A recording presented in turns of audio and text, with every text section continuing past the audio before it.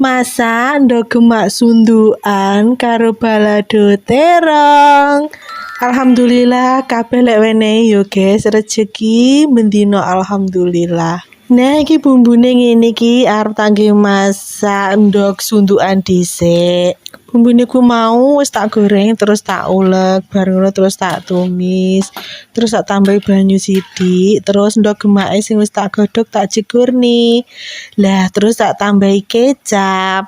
Nah, bar ngono tak cek rasa, terus tak tunggu ngantek ndok gemak iki mengsat ngono lho ya guys ya bumbune.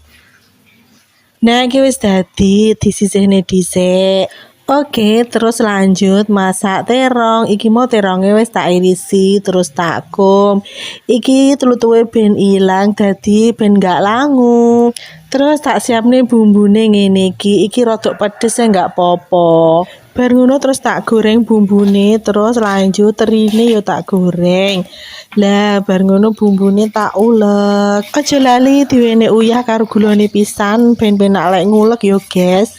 Terus lanjut tak tumis tapi nggak usah suwi-suwi mergo mau kan wis digoreng. Terus lanjut tak jeguri tomat, iki wis tak irisi. Lah bar ngono ditunggu sampai setengah mateng.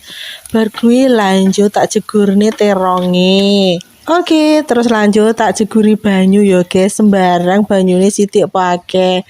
Nah, bar ngono lanjut tak jegurne terine sing wis tak goreng mau. Terus tak tambah kecap manis, sembarang iki sithik apa akeh, tapi lek aku senengane akeh.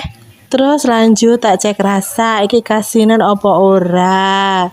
Taram, wis dadi guys, iki mau masak balado terong enek terine, terus karo endok gemak sundukan.